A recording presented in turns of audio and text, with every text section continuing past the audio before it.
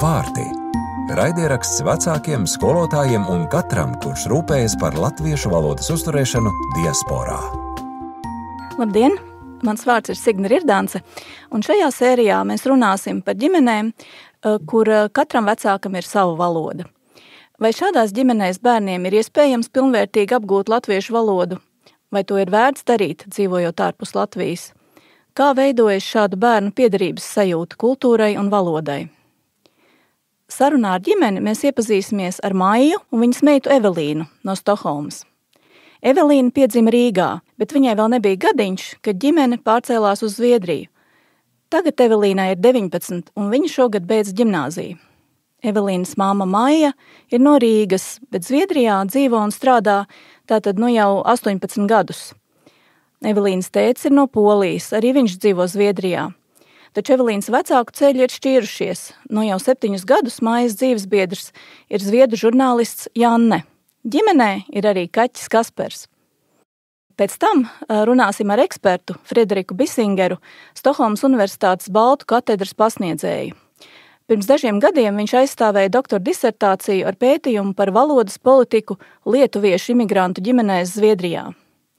Frederika dzimtā valoda ir vācu, bet viņš labi prot arī lietuviešu, zviedru, angļu valodu un ir sācis mācīties arī latviešu valodu. Frederika dažus mēnešus vecā meitiņa aug daudzvalodu ģimenē, jo viņas mamma ir lietuviete. Bet pirmās studijā Evelīna un Maija. Labdien, Maija! Labdien, Evelīna! Labdien! Varbūt tu vari sākt ar to, ka pastāstīt, kādas valodas tu izmanto savā ikdienā? Es teiktu visvairāk latviski un zviedriski. Latviski tikai ar mammu. Un zviedriski ar visiem citiem, kas ir manā dzīvē. Bet tad arī citreiz ienāk angļu valoda, tā kā saka, lona ord. Kādi aizgūmi?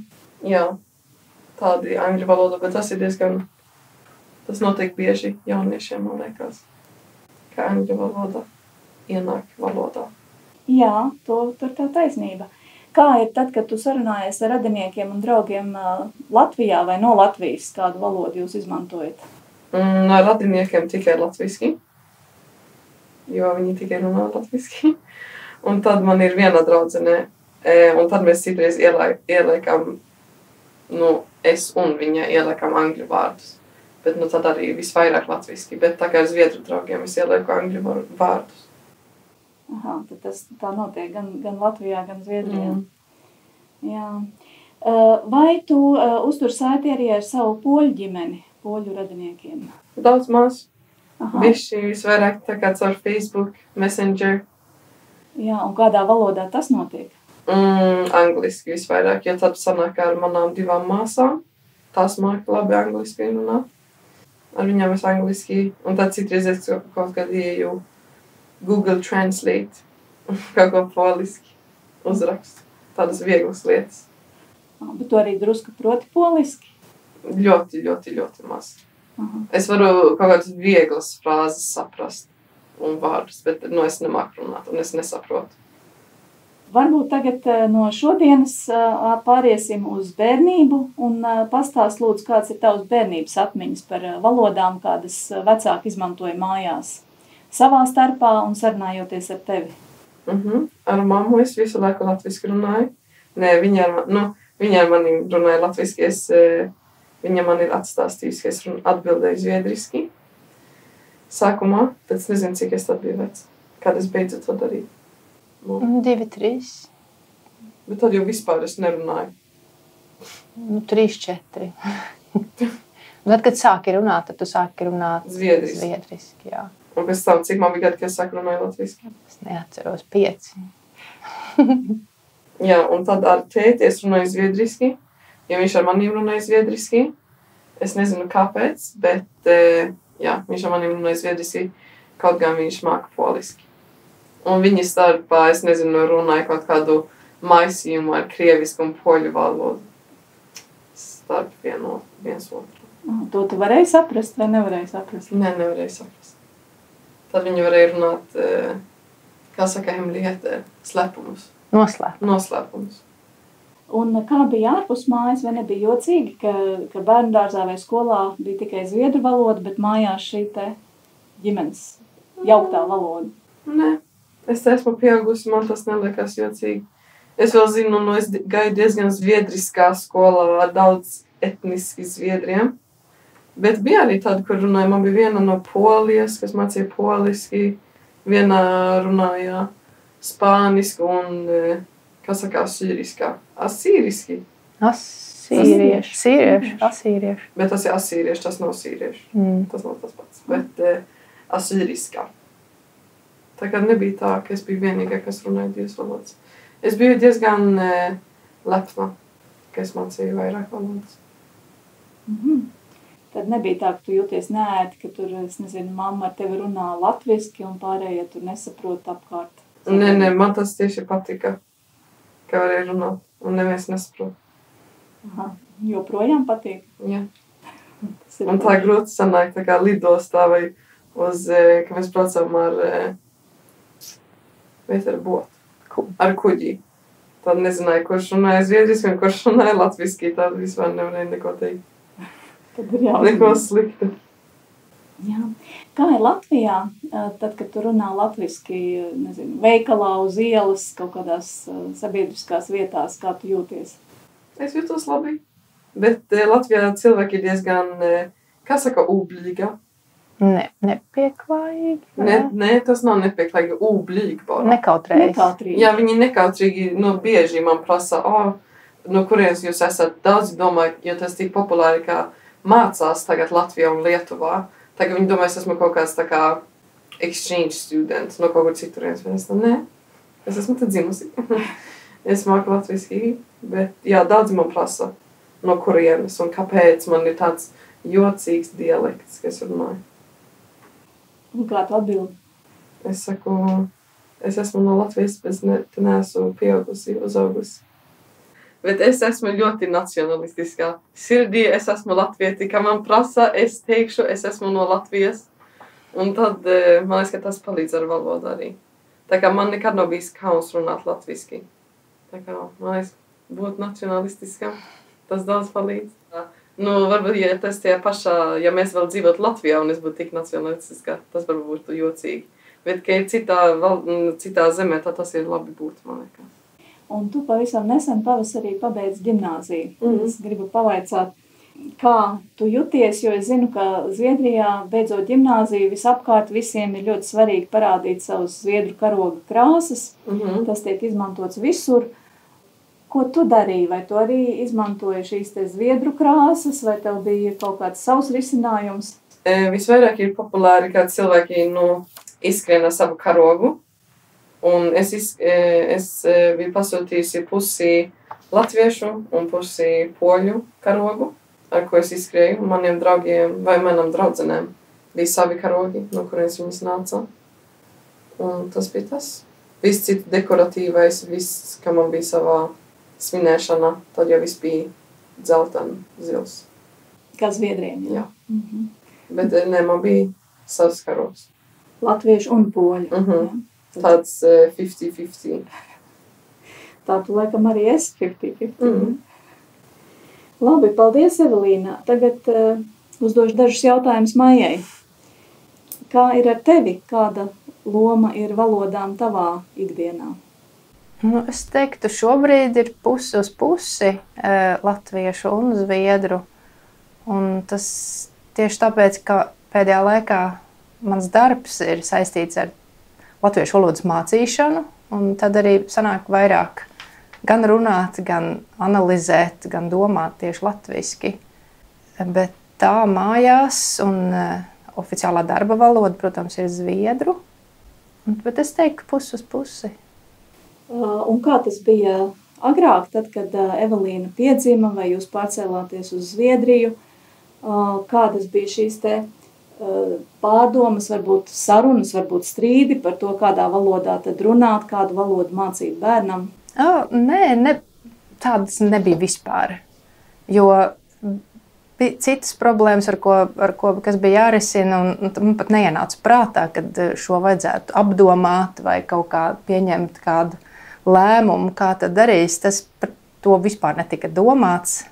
Un likās jau, ka tā latviešu valoda, kur tad viņa pazudīs, viņa tik dabiski būs. Bet mājās tu tajā brīdī ar Evelīnas tēti runāji? Tādā ļoti jauktā krievpoļu valodā.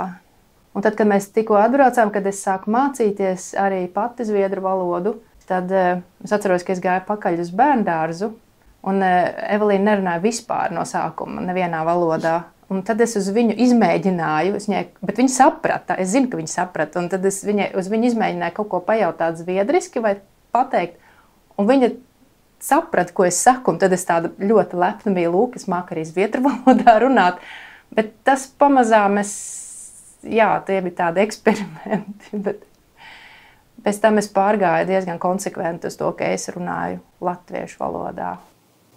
Un vai kādreiz bija tā, ka Evelīna atbild zviedriski, un tu paliec dusmīga, vai ko tu dari tādā situācijā, vai aizrādi viņai? Nē, es vienkārši konsekventi runāju latviski, un Evelīna zviedriski, tikpat konsekventi. Un tas pēc vienas vasaras Latvijā kaut kā tā barjera pazuda, un tad arī Evelīna sāka runāt ar mani latviski. Kādas šobrīd ir tās proporcijas jūsu ģimenē, kurš ar kuru runā kādā valodā, ieskaitot kaķi? Pie vakariņu galda ir tomēr zviedru valoda vairāk, protams, un tad ir slepenā latviešu valoda, un ar kaķi es runāju abās valodās. Es nezinu, kā tu. Es runāju zviedriski. Bet sanāk jau tā, nevar jau latviski vairs runāt. Kā Janne, man jau nevar runāt. Vajag runāt zviedriski. Bet viņš arī mācās latviešu valodu, vai ne? Jā, tu vari pastāstīt par to. Viņam ļoti lēnām iet. Bet šo to jau viņš nojauš tā, tā nokāp pavisam. Bet man ir liels prieks, ka viņam ir interese un vēlme. Arī tas ir kaut kas. Atskatoties uz to valodu izvēli ģimenē, kas faktiski notika tā organiski, daudz nedomājot, vai ir kaut kas tāds, par ko tev tagad liekas, ka varbūt vajadzēja rīkoties citādi? Nē. Nē, es tā nevaru iedomāties, kā varētu būt citādi. Man liekas, ka tētim vajadzēja man runāt poliski. Jā, tas gan. Jā, tā aizmirsim. Jā, bet tā nav mana izvēle. To es nevaru ietekmēt. Jūs bijat married, bet ok. To jau var runāt, 2 pieauguši cilvēki. Bet jūtoties, ka tu jūs par to nedomājat. Bet tas ir kaut ko, ka es jūtu, ka es tā kā, pazaudēju to vienu pusi. Ka es vispār neko nemāku poliski, viņš ar maniem nerunāja. Tas nav organiski, ka viņš runā zviedriski, jo viņš...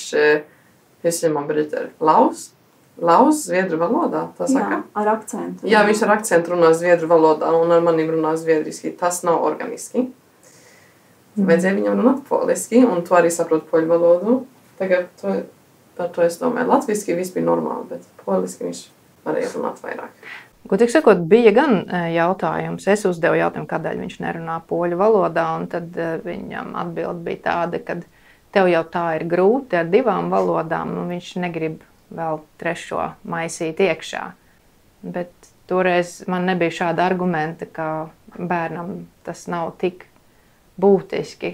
Tas pieaugušam cilvēkam liekas grūti, ja pēkšņi ir 3 valodas, bet bērnam tas būtu īstenībā bijis pilnīgi vienalga. Būtu tikpat viegli iemācīt, bet toreiz arī tā saruna ar to arī beidzās. Es tā nejaucos iekšā vairāk. Tagad tā, paskatoties uz to situāciju, kā Evelīna izauga un ieguva vai neieguva valodas no saviem vecākiem, vai ir kaut kas tāds, ko tu gribētu, Maija, ieteikt tiem, kas tagad varbūt ir šajā situācijā, kur ir ģimene ar vairākām valodām, 2, varbūt pat 3 valodām. Kas ir bijis tas vērtīgākais no tavas pieredzes, ko tu noteikti ieteiktu darīt? Varbūt satikties ar citiem latviešiem, lai būtu citas ģimenes apkārt, draugi, bieži braukt uz Latviju. Tas ir tas, ar ko var valodu vislabāk noturēt un arī pamatot, kādēļ viņa būtu jāzina. Bet tādu padomu tādu jau grūti dot, jo katrai ģimenei ir pilnīgi savādāka situācija. Un katrs bērns ir savādāks. Bet socializēšanās ar citiem latviešiem, es domāju, ir pirmkārt, ko vajadzētu darīt. Pēc tam var sākt domāt, vai grib iet uz latviešu skolām, vai mācīties īpaši, vai būt konsekventam mājās un runāt. Evelīna, vai tu gribi kaut ko piebilst par to, kas tev liekas, ko vecāki darīja pareizi? Es nezinu, es piekrītu. Cik briesmīgi latviešu skolā bija, tas bija labi. Tā kā redzēt, ka ir cilvēki arī tavā vecumā, kas runā to pašu valodu. Jo Latvijā sanāca, ka man īstenībā tikai divas meitenes, kas ir apmēram manā vecumā, kas arī runā latviešu savādāk. Visas bija mammas draudzenes, visi bija vecāki, kaut kādi radi, un viņi tikai veci, vai vecāki nekā es. Un tad tā sanāk forši redzēt, ka ir arī tādi bērni, savā vecumā, un tu vari runāt par lietām, kas tev faktiski interesē latviešu valodā. Un citreiz zviedriski, kā mammas nedzird, bet latviski, kā viņas dzird.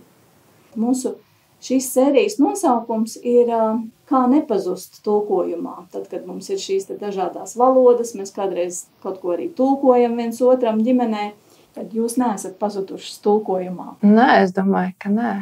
Ir kaut kāda dzīve, tādas mazās lietas, teiksim, tāpat uzruna uz jūs vai tu.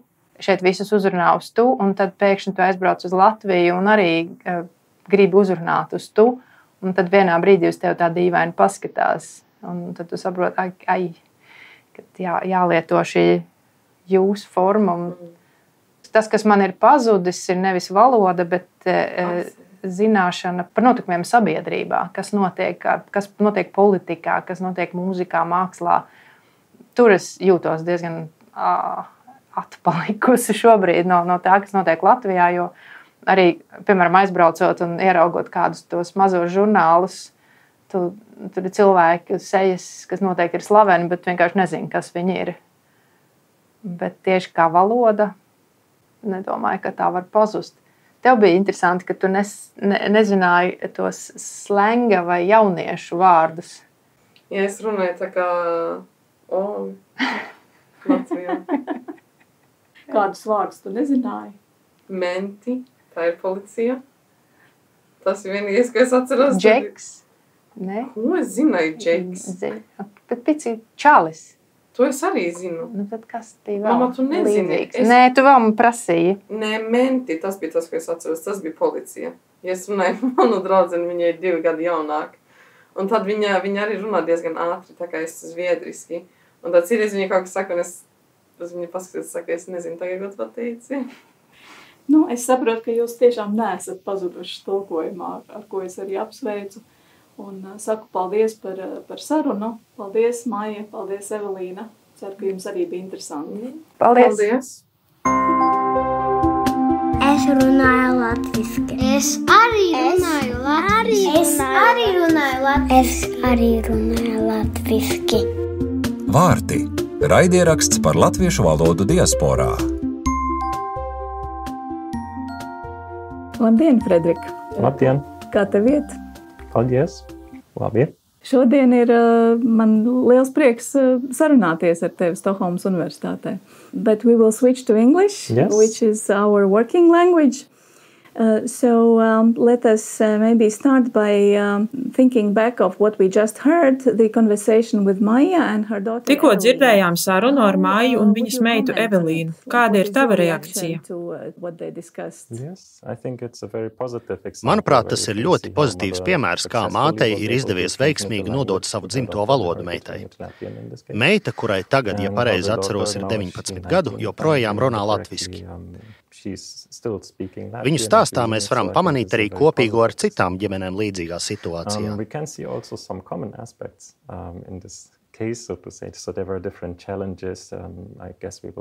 Valodas apguves ceļā radās dažādas grūtības, par tām vēl runāsim.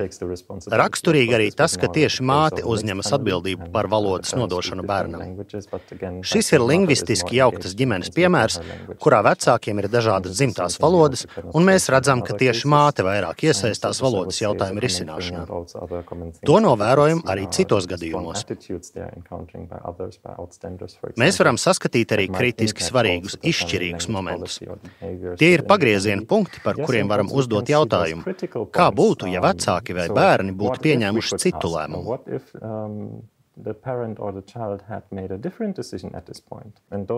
Piemēram, tajā brīdī, kad Evelīna mātei sāka atbildēt zviedriski, bija kritiski svarīgi, kāda būs mātes rīcība, vai viņa turpinās runāt latviski. Cits izšķirīgs brīdis, par ko runāja Evelīna, ka viņai nepatika apmeklēt latviešu sestdienas skolu. Mums jāuzdod sev jautājums, kāds būtu iznākums, ja māte tajā brīdī būtu nospriedusi, ka nav vērts cīnīties tālāk. Te mēs varam runāt par vecāku stratēģijām, un tām ir izšķiroša loma. Un pēdējais, raksturīgākais, ko gribu pieminēt, attieksme, kādu piedzīvo mantotās valodas runātāji no tiem, kuriem tā ir dzimtā valoda. Evelīna runā par to, kā Latvijā latvieši reaģē uz viņas latviešu valodu. Šī attieksme, protams, var ietekmēt mantotās valodas runātājus un atturēt viņus no runāšanas latviski, ja reiz citi latvieši viņus nepieņem.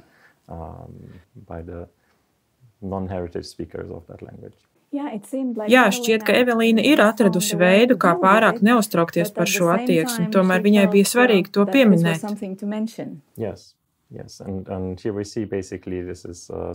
Jā, mēs varējām pamanīt, ka viņai latviešu attieksme nav vienaldzīga.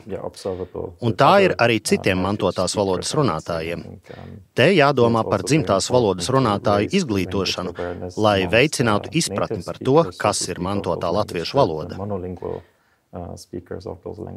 Lai viņi saprastu, ka mantotās valodas runātāji ir izauguši citā vidē, ka viņi nav 5 dienas nedēļā mācījušies skolā šajā valodā, un ka viņu valoda ir atšķirīgs latviešu valodas paveids.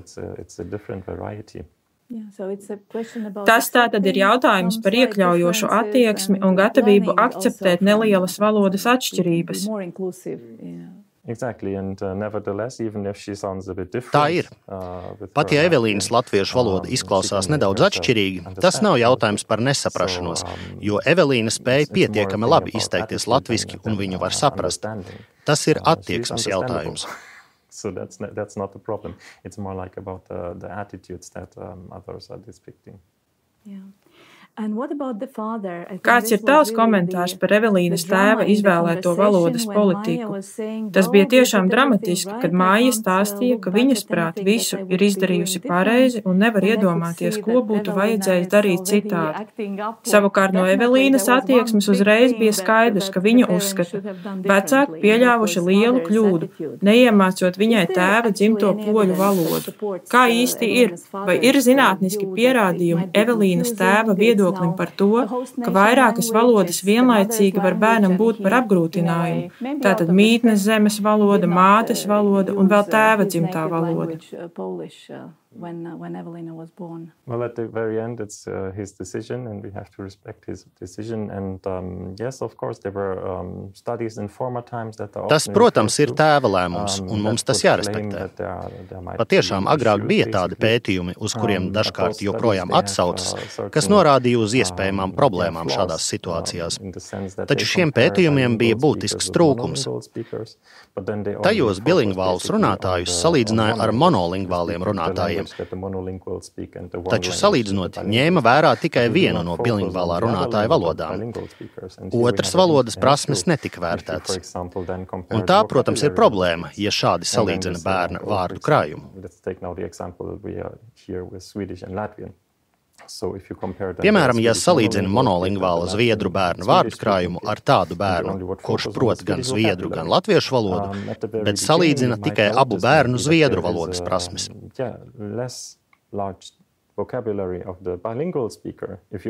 Kādā vecumposmā ir ļoti iespējams, ka bilingvālam bērnam būs šaurāks zviedru valodas krājums, un tad ir viegli spriest, lūk, dauddzvalodība atstāja negatīvu iespaidu. Taču, ja ņem vērā arī latviešu valodas vārdu krājumu un vērtē pilnu bilingvālā runātāja valodu repertuāru, nekāda negatīva ietekme nav vērojama. Gluži otrādi. Laikam ejot kopējā vārdu krājuma ziņā, bilingvālie runātāji pārspēj monolingvālos. Tādēļ jāsacina, ka tas ir mīts, ka bērns varētu apjukt vai netikt galā ar vairākām valodām. Iespējams, pirms gandrīz 20 gadiem, kad Evelīnas tētis pieņēma lēmumu nerunāt ar meitu poliski, viņš bija dzirdējis tieši par šiem pētījumiem. Jā, ļoti iespējams. Kā jau teicu, tas galu galā ir katra vecāka paša lēmums, un mēs nevienu te nevaram vainot. Ir svarīgi saprast, kad un kādā kontekstā tika pieņemts šis lēmums. Taču mūsdienās zinātnieku uzskati ir mainījušies, un ir daudz pētījumu, kas rāda bērnu daudzvalodības pozitīvo ietekmi.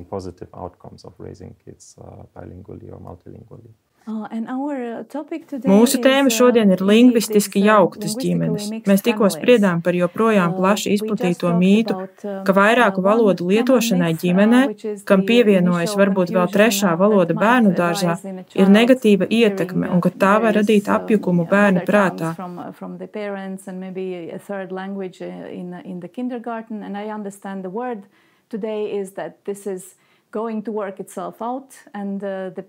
Tātad varam droši teikt, ka mūsdienās šis mīts ir atspēkots.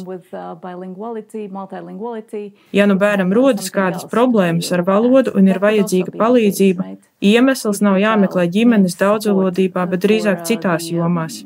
Development of a language, we should not immediately blame multilinguality. Yeah, exactly. We should also take a look on the educational system, for example, and also. Jā, tieši tā.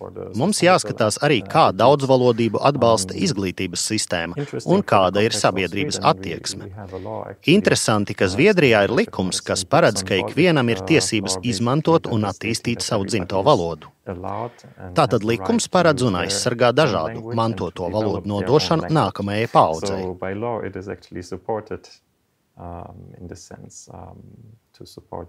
Likums paredz arī noteiktas atbalsta formas šo valodu apguvēju skolās. Kā sarunā piemin Maija, viņa ir šāda mantotās valodas, konkrēti latviešu valodas skolotāja Zviedrijas skolā.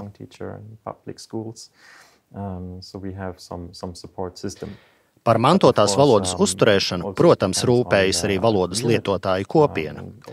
Ļoti noderīga struktūra, kas palīdz mantotās valodas uzturēšanā, ir nedēļas nogales skolas, kā piemēram Stokholmas latviešu skola.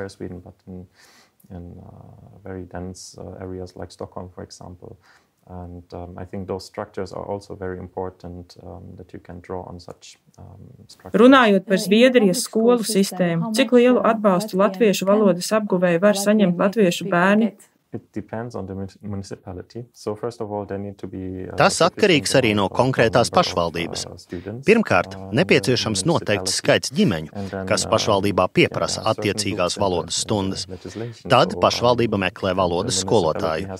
Ja izdodas atrast skolotāju, tad tā ir apmēram 1 mācību stunda nedēļā, šķiet līdz pat 9. klasei.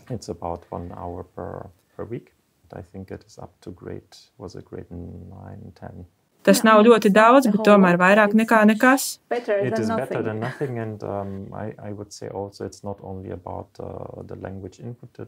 Jā, tas ir labāk nekā nekas.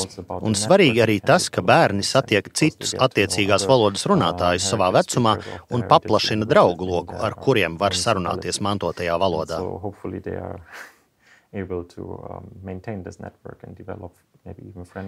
Te gan ir jautājums par to, kādā valodā šie bērni sarunājas savā starpā.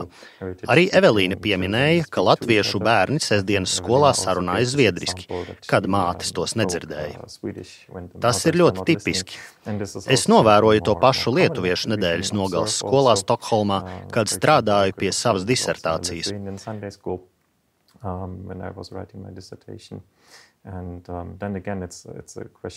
Un tad ir jautājums, kā vecāki uz to reaģē.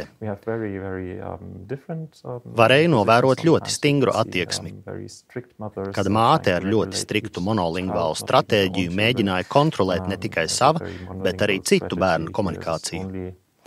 Savukārt citi vecāki bija atvērtāki un ļāva bērniem brīvi izteikties, atzīstot, ka jāļauj izmantot arī zviedru valodas resursus, lai bērni varētu pilnībā izteikt sevi.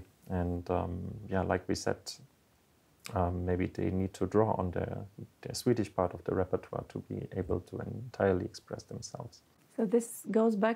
Te mēs nonākam pie jēdziena, ko tu jau pieminēji – pilns daudzvalodīga runātāja lingvistiskais repertuārs, kuru runātājs izmanto samērā plūstoši, neatkarīgi no konkrētajām valodām, kas tajā ietilpst.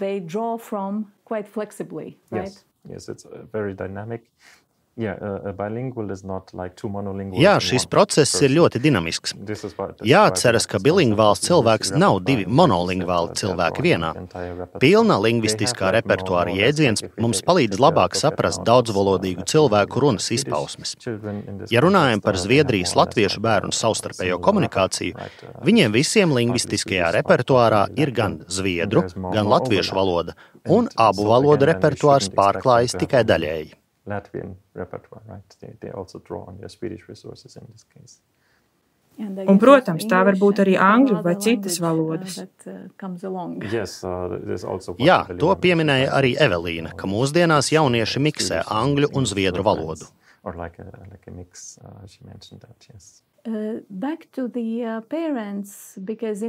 Atgriezīsimies pie vecākiem, kas ir pirmie valodas politikas lēmēji ar lielu ietekmi bērnu dzīvē.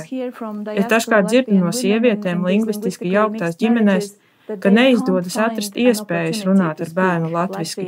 Dažādās sociālās situācijās, ģimenē un bērnu dārzā viņām liekas, ka jārespektē apkārtējie, vai varbūt viņas jūt sabiedrības spiedienu, ka jārunā sabiedrības vairākuma valodā.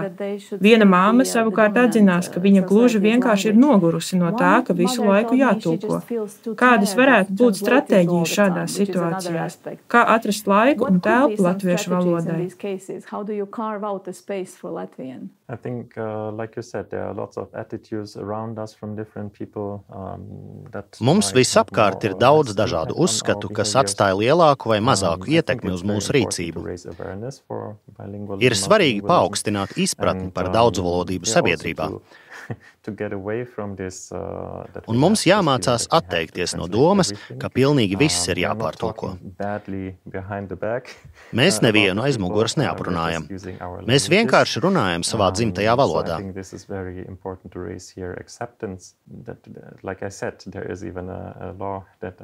Kā jau minēju, Zviedrijā ir pat likums, kas dod tiesības lietot un attīstīt savu dzimto valodu. Mums tas ir jāizmanto. As funny as it sounds, even if we feel like bad looks from other people in the supermarket, like I heard also from...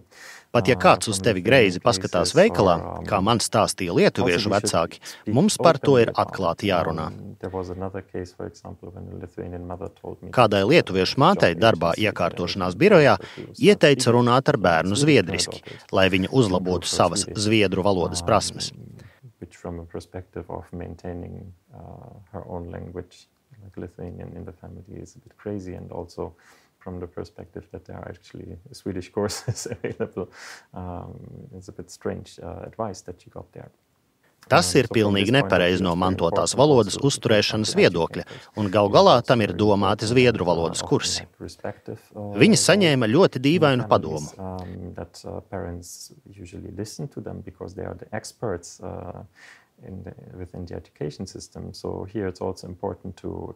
Liela loma ir arī tam, cik zinoši un izprotoši ir pedagogi skolā vai bērnu dārzā.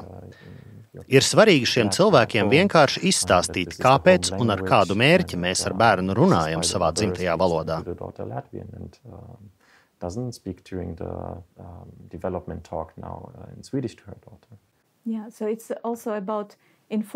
Tātad vienkārši jāatceras informēt apkārtējos.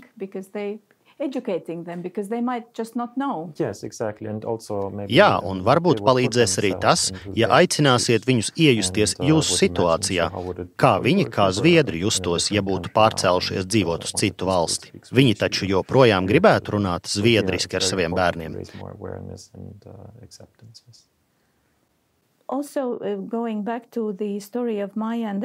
Viens aspekts, kas parādījās Mājas un Evelīnas sarunā un kas man palicis atmiņā arī no tavas disertācijas, ģimene ir dinamiska un mainīga vienība, un tai līdzi mainās arī valodas, kuras lietojam ģimenē. Kas ir tās pamatlietas vai likumības, kas visās šajās pārmaiņās var mums palīdzēt noturēt kursu uz mantotās valodas uzturēšanu? I think for children one very important aspect is stability. So in this sense, continuing speaking Latvian, this is Bērniem ļoti svarīgs aspekts ir stabilitāte. Tāpēc turpināt runāt latviski, tā ir stabilitātes izpausme. Ir dabiski, ka māte turpina runāt ar meitu savā dzimtajā valodā, neatkarīgi no citām izmaiņām ģimenē. Tas ģimenē nodrošina stabilitāti.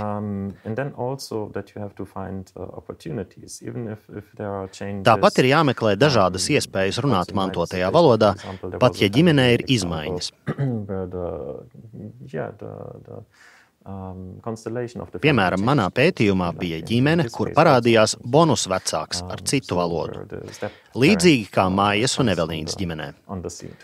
Tas var daudz ko mainīt. Ir svarīga atklāta komunikācija.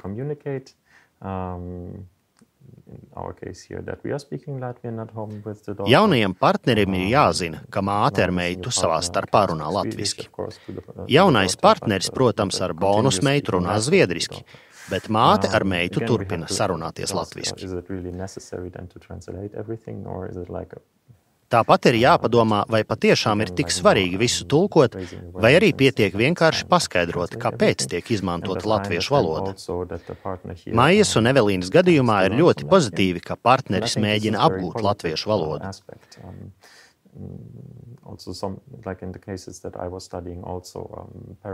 Arī manā pētījumā bija gadījumi, kad nelietuvieši mācījās valodu, lai savā ģimenē varētu saprast vismaz pamatlietas. Kad vaicāju, kāpēc viņi to dara, daudzi atbildēja, lai izrādītu cieņu. Bet tas dod viņiem arī iespēju kaut vai pasīvi piedalīties, vismaz saprast.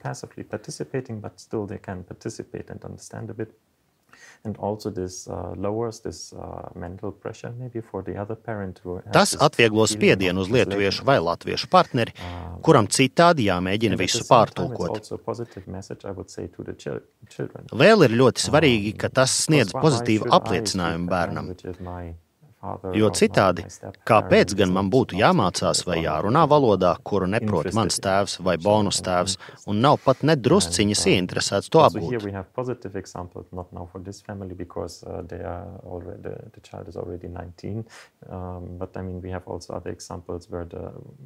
Ir daudz pozitīvu piemēru, kad lingvistiski jauktās ģimenēs nelatviešu vecāki nāk līdzi uz sestdienas skolu un piedalās. Tas ir labs piemērs bērnam. In this sense also participate and there are then good examples for the child and not showing. Savukārt, ja viens no vecākiem neizrāda nekādu interesi par mantoto valodu, bērnam rodas šaubas par šīs valodas statusu. They could question the status of the heritage language basically. Ceru, ka drīkst uzdot arī personisku jautājumu. Kā daudziem pētniekiem, kas pievēršas daudzvalodības jautājumiem, arī tavā ģimenē ir šī situācija. Tiesa, tavai meitai ir nevis 19 gadu, bet tikai 6 mēneši. Kā mazā Ronja Gintare ir izmainījusi valodas politiku tavā ģimenē?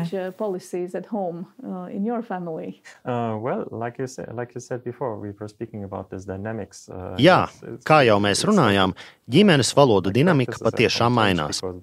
Kamēr mēs ģimenē bijām 2-1, mēs savā starpā runājām angliski. Ja bijām kopā ar lietuviešiem, tad runājām lietuviski. Bet tagad lielākās pārmaiņas ir tādas, ka es mājās atkal runāju vāciski savā dzimtajā valodā, un es mājās dzirdu daudz vairāk lietuviešu valodas. Mana dzīvesbiedre ir lietuviete. Un viņa ar mūsu meitiņu runā lietuviski, bet es vāciski. Savā starpā mēs turpinām sarunāties angliski. Netieši mēs runājam viens ar otru, katrs savā valodā. Piemēram, mana partnere meitiņai prasa lietuviski, vai gribi, lai tētis nomaina pamperi. Tad es pārjautāju meitai vāciski, vai nomainīt te valtiņbiksītes.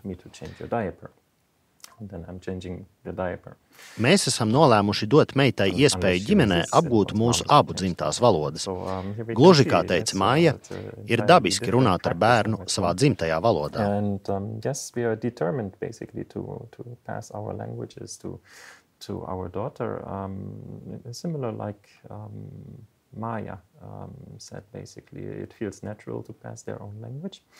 Arī psiholoģiski ir svarīgi ar bērnu runāt dzimtajā valodā, lai izveidotu ciešāku saiti. Ja paši esam izauguši divvalodīgā ģimenē, tad svarīgi ar savu bērnu runāt abās savās dzimtajās valodās. Because it gives you a deeper bond or opportunity to bond more deeply with your child. Because even if you speak on a native level, pat tad, ja ļoti labi pārzinām kādu svešvalodu, tomēr pilnībā sevi izpaužam dzimtajā valodā, un tas dod iespēju veidot ciešāku saiti. And from this point of view, it gives you the opportunity to bond more deeply, and there were also studies in the US. Te gribu pieminēt kādu pētījumu, kurā salīdzināja ASV dzīvojošas latīņamerikāņu un korejiešu ģimenes. Bērni, kas ar vecākiem runāja spāniski un korejiešu valodā, jutās vecākiem tuvāki nekā ģimenēs, kur par ģimenes valodu bija kļuvusi angļu valoda.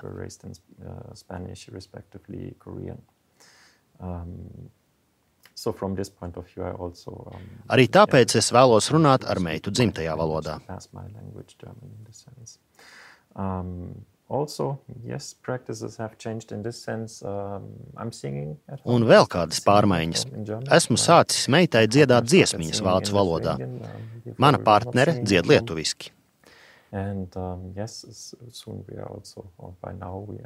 Pirms tam mēs mājās nedziedājām, un mēs lasām viņai priekšā grāmatas vāciski un lietuviski. Palīdzam viņai izveidot saites ar lietuviešu un vācu vecvecākiem un radiem, gan paši dodoties uz Lietuvu un Vāciju, gan uzņemot radus ciemos pie mums Zviedrijā. And so we are meeting frequently, not only in Lithuania or Germany, but also in Sweden, so that our kin is visiting us and we are visiting them. And yes, for the future, we also consider extracurricular activities like. Nākotnē noteikti domāsim par lietuviešu valodas svētdienas skolu, lai meitai būtu vairāk saskars ar lietuviešu valodu un viņa iegūtu draugus ar līdzīgu lingvistisko repertuāru. Laiks rādīs, cik tas labi darbosies. And yeah, time will show how effective this will be. Laiks patiešām rādīs. Mums būs jāicina tevi uz sarunu atkal un jāpārbauda, kā ir veicies.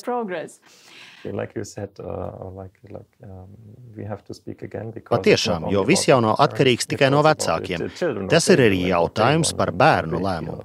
Ko viņi vēlas, kā jūtas, ko grib. Ģimenes valodas politika nav tikai par vecāku vēlmēm un rīcību, bet arī par to, ko bērni grib un dara. Vai arī negrib un nedara.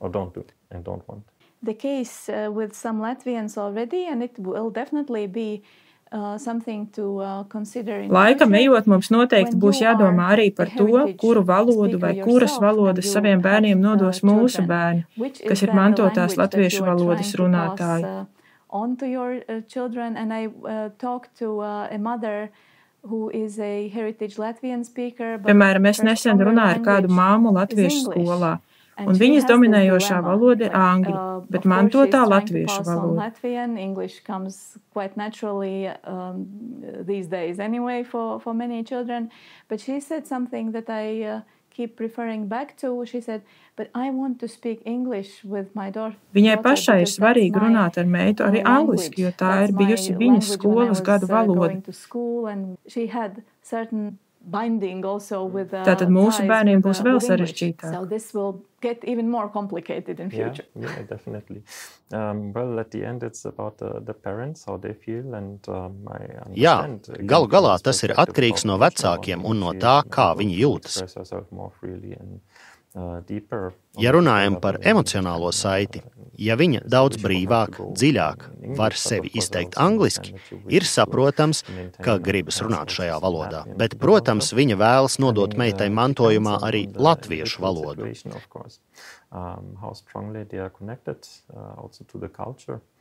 Tas ir jautājums arī par piederību kultūrai, kas saista ar valodu. Un tas ir jautājums par draugu un paziņu loku. Kādā sociālajā tīklā šī ģimene var gūt atbalstu valodas lietošanai?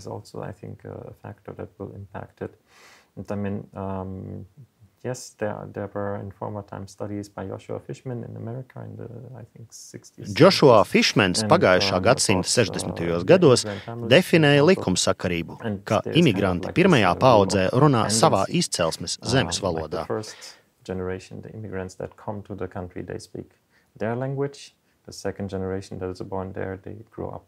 Otrā paudze izaug divvalodībā. Savukārt trešā imigrantu paudze jau atkal ir monolingvāli mītnes zemes valodas runātāji. I'm not sure in how far this holds still nowadays.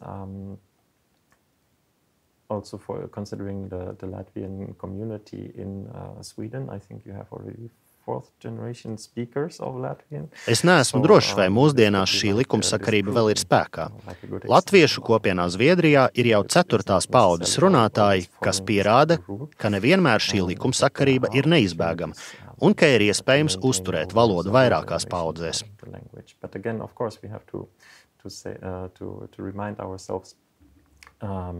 Mums gan jāatceras, ka mantotā valoda ir izcelsmes zemes valodas paveids.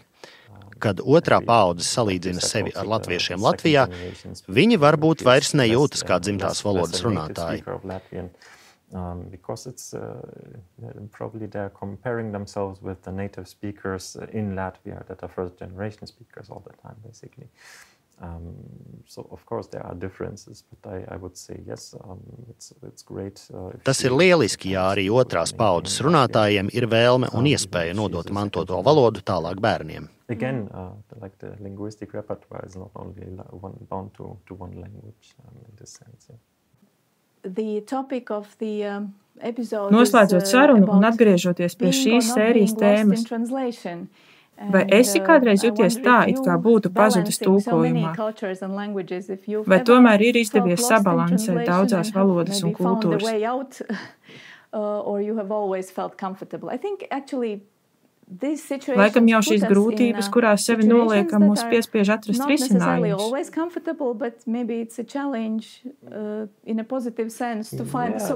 We are growing with our challenges, so it's not like that I would have felt desperately lost in the... Jā, pārvarot grūtības, mēs augam. Manuprāt, nekad neesmu bijis tā izmisīgi pazudis tulkojumā. 50% Lithuanian already that I would have. Mana dzīves biedra smejas, ka esmu jau pa pusē pārvērties par lietuvieti. Neesmu gan drošs, ka tā ir. Lai gan pirms daudziem gadiem, kad vēl pārāk labi nepratu lietuviešu valodu, kāda lietuviete nosprieda, ka esmu no Žemaitijas un runāju žemaišu dialektā. Tas bija smieklīgi. Again, we see like what other people are assuming of us is also sometimes funny. It had not a negative impact. I was more like... Te redzam, cik dažkārt jocīgi var būt apkārtējo cilvēku spriedumi par mūsu valodu. Es gan to neuztvēru sāpīgi, bet kā komplimentu. Somebody is assuming, but it was basically only that I told her hello, goodbye, and have a nice evening, and very basic phrases, but she was wondering. Bet pazudis tulkojumā? Nezinu, nevaru iedomāties. Jā, to teica arī Maija un Evelīna, ka viņas galīgi nejūtas pazudušas tulkojumā.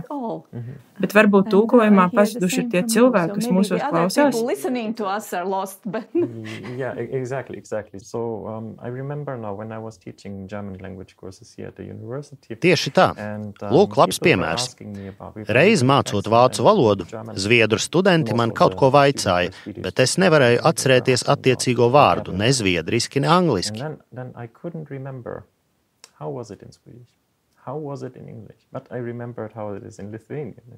Prātā bija tikai lietuviešu vārds. Tad nu es jokojot teicu, ziniet, es pasniedzu arī lietuviešu valodu. Nāciet mācieties, ja vēlaties mani saprast.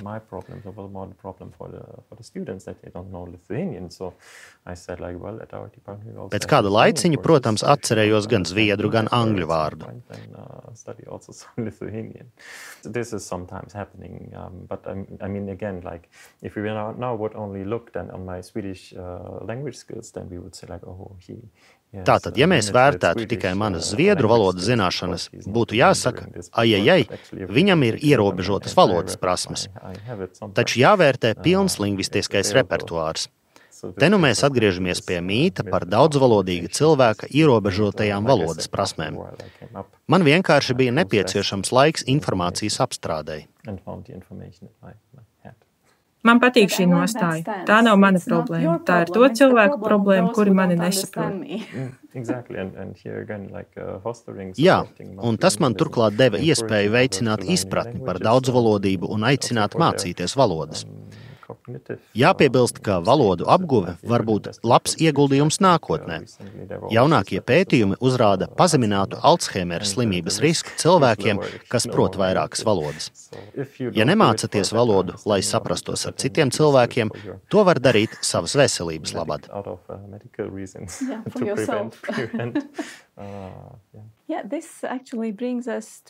Te nu mēs nonākam pie mūsu nākamās 6. sērijas tēmas. Šis ir labs ievads. Daudzvalodības kognitīvajiem ieguvumiem mēs veltīsim veselu sēriju.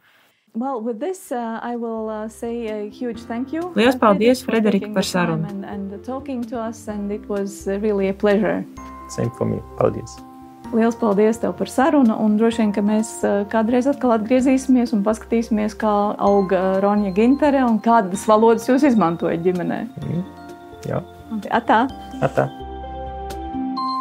Vārti. Raidieraksts par latviešu valodu diasporā. Par finansiālu atbalstu raidieraksta tapšanai mēs pateicamies Latviešu valodas aģentūrai un Amerikas Latviešu apvienībai. Ja vēlaties, lai raidieraksts turpinātos, varat atbalstīt biedrību ar ziedojumu, sīkāka informācija par to pieejama sērijas aprakstā.